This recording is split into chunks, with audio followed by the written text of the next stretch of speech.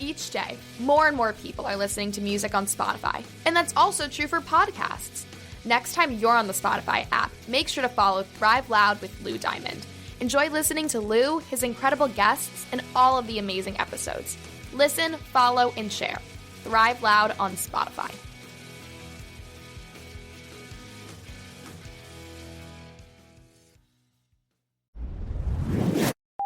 Excuse me, can I borrow your towel? My car just hit a water buffalo. Get ready to Thrive Loud with Lou Diamond. Welcome, everyone, to another episode of Thrive Loud with Lou Diamond, connecting you to the most inspiring and amazing people that are thriving each and every day. I'm your host, Lou Diamond. Today on Thrive Loud, we have an incredible leader with over 2 decades of experience as a business strategist and chief marketing officer. She is an incredible leader, as I've mentioned, who partners with purpose-driven entrepreneurs, small businesses, and startups to accelerate their growth. Through her own growth advisory firm, Disruptive.CEO, she has worked with growing over 200 purpose-driven small businesses and personal brands. Thrive Lab listeners, we are going to chat about repositioning to scale with Seema Alexander. Seema, how are you today? I'm so good. I'm so excited about this conversation, Lou.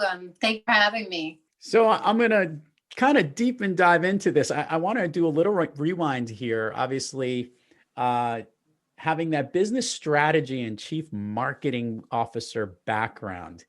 Where industries were you focused in before you started Disruptive CEO? So when I'm going to step back because I think it's really important for folks to hear the setup and the story, if you will, because I've been in multiple industries.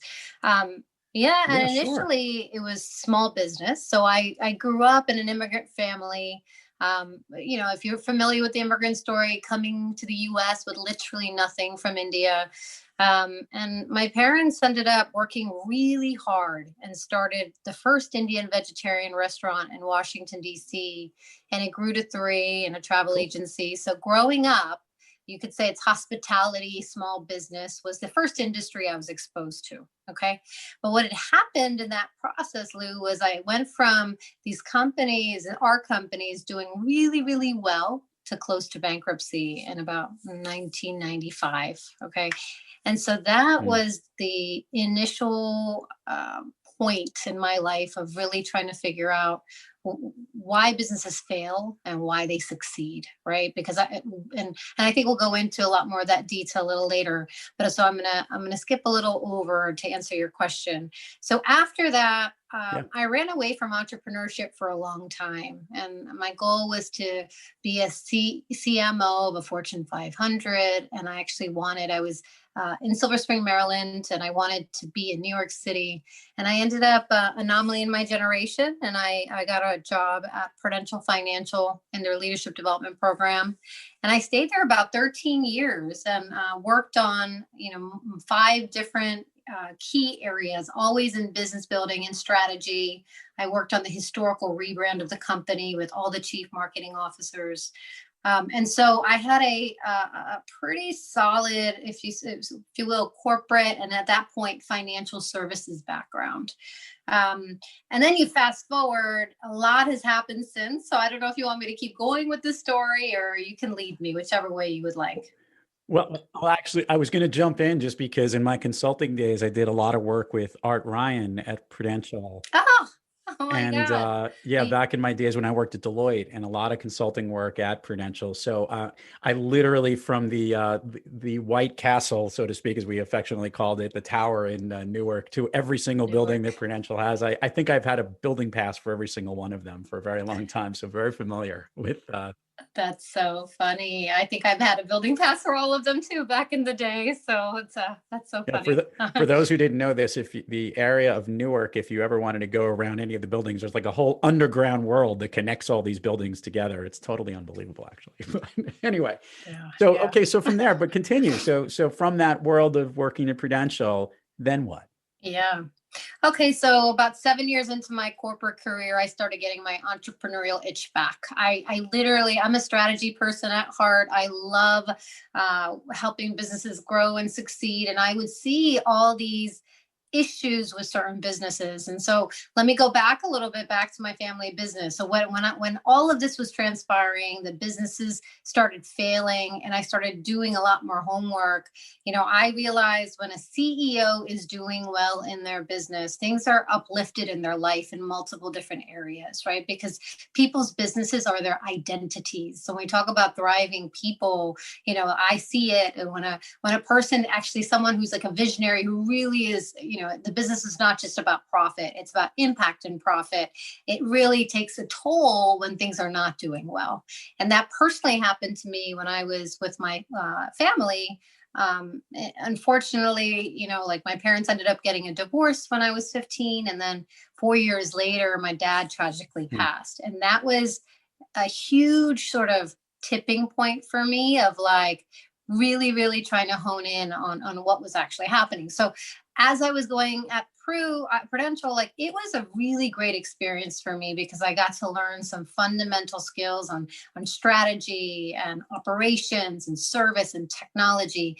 The rebranding alone taught me, this is a big company, been around 135 years, right? They were known as the stodgy old company, life insurance company in the market, but they really had 6 different businesses, multi-billion-dollar company, doing amazing things in so many different pockets, but people didn't really know that, right? And so going through this rebranding exercise at a younger part of my career allowed me to realize that when a company is at their tipping point, when people think about rebranding, they think about updating visuals or updating your website or logo. And it's a strategic exercise, right? Because it makes you have to step back and revision who your company really is and how you want to get that perceived in the marketplace, because we evolve, right? Our companies evolve, right? When we first start to who we become, and that evolution, what got you here won't get you there. So that was sort of that beginning piece. So as I started working with entrepreneurs, and then it was just various industries, it was health and wellness, it was fashion, it was dentistry, it was this, but all of it would ring through that it would be these people who wanted to change something in their industry. They were visionaries. They saw a bigger problem. They had an idea. It wasn't just a commoditized business, and they're all, for the most part, in some capacity in professional services. So fast forward rewind 6 years ago, my last role at Prudential was taking this larger brand strategy and operationalizing it in the retirement business there. And I was directly under the chief marketing officer, as I was trying to build that role over there in terms of where I wanted to head. I needed more P&L experience, so we're working through all that. It was really great stuff. And then I had a midlife awakening. If you're familiar with that concept, I don't know. I feel like I've rebranded it, but I'm sure it's out there. I was going to say there was another word that I would never use on this show that people would use for that midlife word, but I like the reawakening component. So continue. What was the reawakening what woke you up? What woke me up? So I was in the middle of having middle of my kids. So what does that mean? I had my first kid already, and about 2 years later, I had a pulmonary embolism out of the blue. Wow. And so I was actually at a retirement conference at the Mandarin in DC, and all day I was feeling like completely off. And I didn't know what it was. I was like, okay, maybe I'm just falling, getting flu, whatever. And instead of going to the conference, I ended up in my room and sort of lying down, up and down. But it was sort of like a little bit of shortness of breath. I couldn't figure it out. And it was funny, that evening, I was in New York at the time, living there I was there for about 17 years. But when I came to visit, a lot of my really good friends live in DC, and a lot of them were doctors. So I had this dinner plan, and I went to this dinner, and I said, you know what, I'm going to go anyway. Maybe they can figure it out. And I go to dinner, and they're like, you know what, Seema might have asthma. There might be some allergy. And, I already know when there's like, if I can't enjoy a nice glass of wine during dinner, something is off. So that was the one trigger. But two, and it was kind of crazy. And I don't know if people realize this, but like when you're around really your people, like good people, your energy levels go up. So by the end of the dinner, I actually was feeling a little bit better. I was like, okay, maybe something is working. I don't know what it was. So I get back to my hotel room, Lou, and change. And then I lie on the bed and I literally just try to put my head on my pillow and I cannot breathe. Oh, man. I physically cannot breathe. And so I jump up and I was like, that was just, I was like, I don't know if that was a Twilight Zone moment or what that was. So I did it again and I couldn't breathe again. And so I called my husband. He was in New Jersey with my first kid at the time. And I was like, listen, I think I'm going to the hospital. I'm not sure what's going on. I rushed myself to the hospital. And I can't tell you, I mean, for the women who are listening to this, who've had babies, this was an experience of like major back labor, crazy pain. I couldn't even get into the CT scan without screaming. And then ended up after several hours, they figured out I was having a blood clot that ran from my calf to my lungs. And I was in the hospital for about 3 days. And what I found very interesting is at that moment, I didn't really care about anything, but I was trying to figure out what happened, but I was like, I just have to go back to work. Like my work ethic was like, it was just like, I just have to go back to work. It was really kind of crazy for me. And so 3 days later, after going through this crazy episode, I was back at work. And within 15 minutes of me being back at work, every symptom came back. And I ended up rushing myself back to the hospital, or getting an ambulance this time. And I was in the hospital for a week. And basically the ER doctor looks at me and goes, Seema, you could have been a widowmaker not once, but twice this week because the medication you to dissolve the clot wasn't working. And Lou, that's where my journey began. It was what I call the next year. It was what I think a lot of people are going through right now with COVID, a reset, a pause. Like, well, what does this mean right now? A lot of entrepreneurs are going through that right now with, the world of business, for some being in a disarray, right? Lots of pivots. And so I realized that I was really craving to do the startup thing, to do the strategy thing, and outside of, sort of what I grew up at Pru, and that's what I did. A year later, I jumped ship. Actually had my second kid when I jumped ship. And I started down initially in 2 health and wellness startups.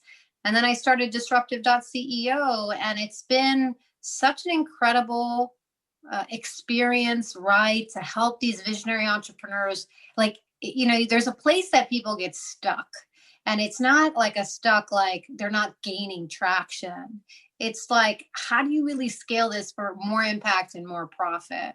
And over the years, I've created a framework called Reposition to Scale, which we can talk about in a few minutes, but it's really helping people who have evolved in their brand and evolved in their business make some really strong decisions to get them much more focused so they can do the things that they were meant to do. So first of all, I'm going to jump in here and say, I think it's fair enough. We could rewind and say that would be a midlife crisis if a pulmonary embolism came into matter. And even more appropriately, I love the name of your business, Disruptive CEO, because certainly this activity and the way you were thinking is not only helping to disrupt what they do, but it disrupted your life a little bit and helped you get onto the track that you needed to, which is what a lot of people are doing right now, which is definitely on point. And thank you for sharing that story. I do want to dive into this about repositioning to scale, because a lot of people are trying to figure out how to best position their business or personal brand. And in many cases, that could be one and the same. So maybe help explain a little bit, not going into all the nooks and crannies, but enough of a detail to say what repositioning to scale is all about. Yeah. So I would say this is not for the early stage entrepreneur, personal brand, or startup. This framework actually can work with any of them. If I know, I'll step back and kind of share a little bit more, but it's the it's the visionary leader who's been in business for at a minimum 5 years. So basically you're at a place where what got you to this point is not going to get you to whatever that next vision is, right? And so a lot of people, Lou, I'm sure you've heard this so many times in business, you got to work on your business, not in your business, but I don't think a lot of people know what that actually means, right? That's a lot of, obviously, okay, I'm going to work on marketing today and I'm going to do this and do this. And over the years, I kept seeing like, oh my God, these guys are going out and doing Facebook campaigns and they're going out and trying to, hire someone. But the problem is that if you don't get the systematic issues fixed, like, some of the things that you don't think about on an everyday, but are so critical. And the way I look at business is almost like a functional doctor. Like you can't just go out and try putting money on the problem with marketing and this, that, and the other without re-looking at your actual business model. And so in a very high level, I came up with a 5-point framework that, it's like, okay, you've been here. This is your 5-year mark, 10-year mark. I'm working with a 35-year-old nonprofit. It works for them too. It's kind of like, let's reassess your vision today. So we're going to revision. We're going to re-look at your vision and your mission and sort of where your brand is publicly versus all the work that you've been doing behind the scenes. Because a lot of times in this step is like, you realize that your brand is not actually, you've been doing all this work, but your brand isn't fully sharing the right story in the market. And some of that has to do with, understanding like who you are and what your vision looks like and all that. So that's the first step. It's just what I call reconciliation, right? The second step is refocusing. And this is where people, I work with them to make real decisions, right? So I'm sure you have heard this multiple times, is when you focus on an ideal client, life gets much easier. But the reality is a lot of people have a lot of trouble figuring out who their real ideal client is. So in the beginning of a business, you're throwing spaghetti against the wall and you got to keep the lights on. You got to keep the lights on. You got to put the money in the bank. And that's all good. 100%. You need to actually go through that to get to this decision point. And so what happens is when you're working with a lot of unideal clients, they are taking a lot of your resources. I bet you bottom dollar, they don't value what you do the way that you do it because they're actually not your ideal client.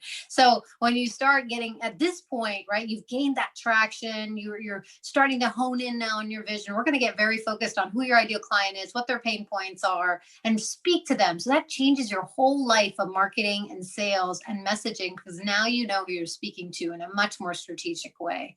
And then that next step in the refocusing stage is moving from this generalist. A lot of service providers are, I can go out and it's really hard for people to niche. And I know you've heard the whole phrase like riches are in the niches, but I think rich is an impactor in the niches, right? Because this is like once you become a specialist, you've had this experience, you're masters in your craft, you've have over your 10,000 hours, right? So with all your learnings, let's get you really focused. So, I'll give you a couple examples just to put things in perspective in different levels. So say you're a nutritionist, okay? And you've been out in the market for a long time, initially working on other people's practice, and you started your own, and you're this general nutritionist, which is fine, right? A lot of people need nutritionists, but you know what? In 20 of those years, you worked on thousands of diabetes management cases, specifically in the Latino and African American market and the South Asian market. Let's get you to focus on who you are and get you to, because that just changes a game. Now you're a specialist. People know what to come to you for. It's just a very different place. And that works in large businesses to, government contractors, you name it. And I can go into as many examples as you want.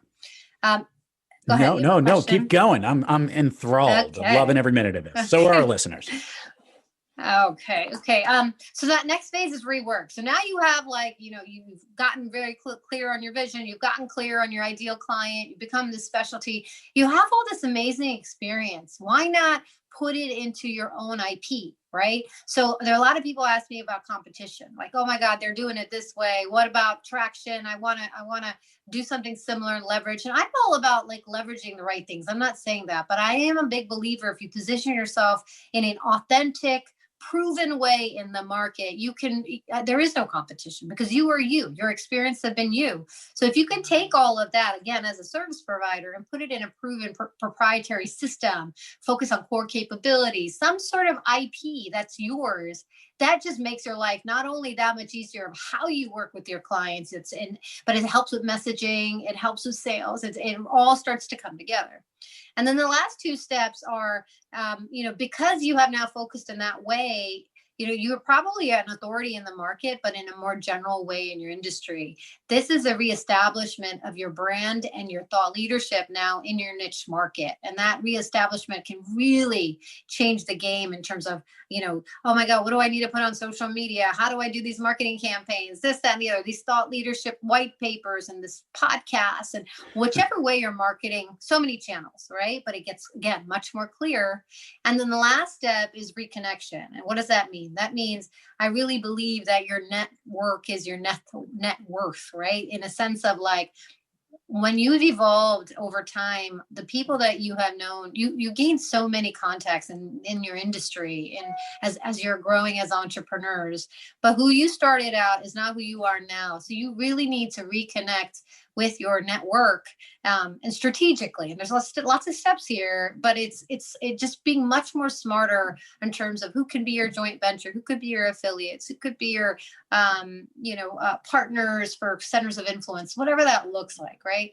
So all of this is the sort of the repositioning to scale. So in the market now, you've reconciled who you are. You've become a niche player as a thought leader. You have your own IP, and now you're networking with the right people. And that starts then if you want to go off and do things like EOS, which is like, depending on who you are, entrepreneurial operating system, or you're just building out your marketing plans as a personal brand, whatever it may be, you're just so much clearer. And this is the strategy that I feel like gets lost with so many people, and they struggle to really gain that traction past that tipping point. It's really interesting and very insightful in the way that you did this. I was naturally going to ask the question, when did you apply the repositioning to scale methodology for Disruptive CEO? But I think we heard a little bit of it in there, in the sense that right in the opening, you said who it's ideal for, and you figured out who your ideal client is. What other components have you incorporated of repositioning to scale as it related to making sure your business is as niche and focused and lasered in on what it can do so that it can scale appropriately? It's been fun is that COVID has been really good for me and my business, and I think it's because it made me step back, right? It made me reassess like, okay, Seema, you have 20 years of experience and you can go out and be the strong consultant and help people in all these different ways. But what is it that you see over and over again with your clients that are those common points? Right. And so this year, to be very honest with you, early this year, Lou, I made that commitment where I was going to just keep focusing. You have this corporate experience, you have the conviction from your personal experience. Like, I take business growth personally. I swear to God, like it's not, when I see a visionary leader and I see, man, you haven't even seen the potential that you have yet. And I'm able to give them those breakthroughs in their business and help them frame things in a way that people are listening, and so they can change other people's lives. It's like, I can't even tell you. I tell my husband, I'm like, oh my God, this is like the best day ever. It makes me happy because when they're aligned, they're happier people, they're thriving, their relationships are thriving, their community is thriving, they're training. It's like training the trainer, right? And so, so your question was, when did I apply it? I applied it early this year. I see it working so well. Like, it's just like, but for my clients, it's been an ongoing thing, right? And it's just, it does change the game when like you're starting to speak about what you want to be known for, and you're so much clearer, because that's where I see is such a opportunity for so many people. Seema, I know you've listened to programs, episodes of Thrive Loud in the past. So you know where I'm heading on this question is, obviously this year you kicked off and really took the business to a whole new level, and you are thriving each and every day. But as you know, we all have those days when we're not quite kicking on all cylinders. Seema, when you have trouble thriving, Who or what practice do you seek to get yourself back on the thriving track?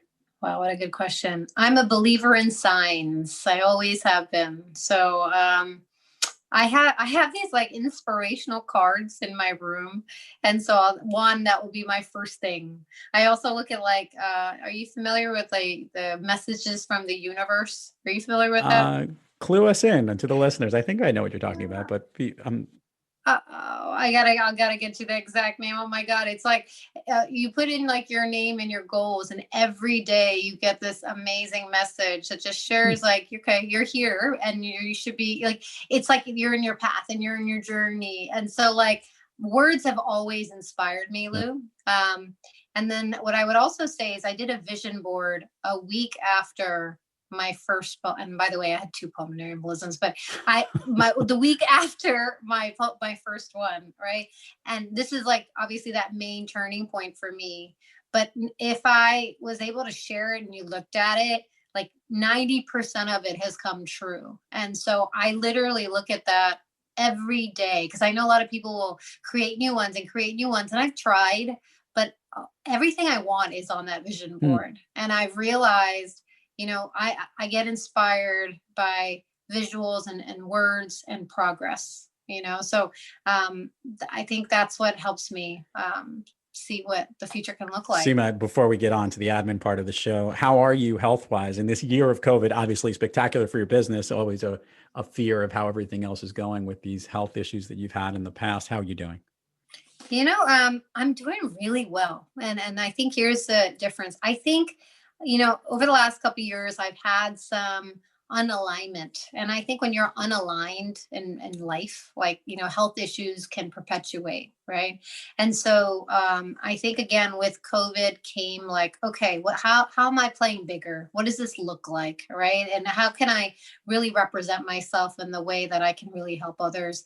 And so I don't know. I mean, I'm on, like, from a technical perspective, I'm on blood thinners for life. Okay. And I'm taking, I have an autoimmune. I take hydrochloroquine, which is, funny enough, the preventative medicine for COVID right now. So whatever that means, but in general, that was hard. Right. And I think probably some of your listeners, we go through medical things that we never talk about. And especially as entrepreneurs, having so much pressure of just creating your own business. But on top of that, as you get older, I'm 43, and like things happen, right? If not to you, to others around you. And so, I did make self-care a priority for me. I started working out. I started eating better. I started surrounding myself with others that drove me and, or who inspired me. I read more, Audibles, really listen to podcasts more, Lou, but I'm doing good. I feel really good. Thank you for asking.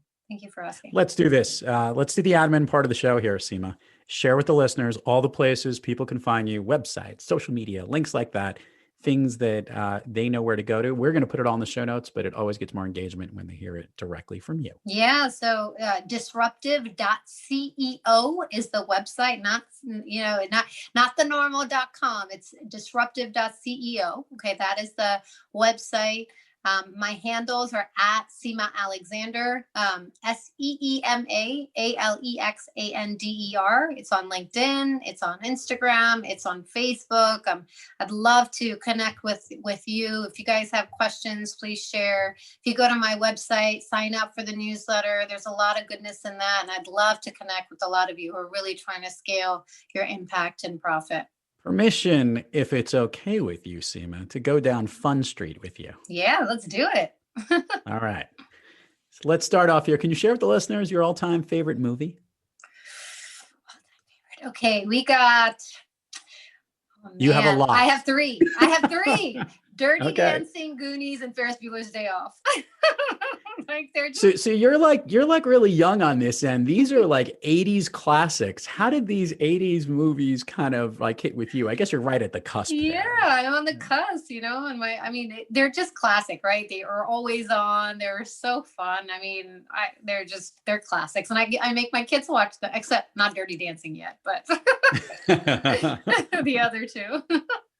Yeah, Ferris Bueller's Day Off I watched recently again and realized how much fun that movie is. See? It's just absolutely such a fun day. That's it. And every now and then you'll see Matthew Broderick today, and that's all you're thinking about was him having that nice day off, right? Exactly. Okay, so now we're going to go through the speed round of Fun Street. And what I'm going to do here is I'm going to ask you a couple of quick questions. These are the things that first come to mind, things that make you feel good, that lift you up, that basically make you thrive. Ready to roll? Yes. Okay. A song that you love to hear or that pumps you up. Level Up by Sierra. Favorite food that's not a dessert. I love Mexican food. Veggie tacos. Okay. A favorite dessert. Favorite dessert. I would say flan is a favorite dessert with coconut stuff on it. It's really yummy. Like that. Mm-hmm. An activity you wish you did more of.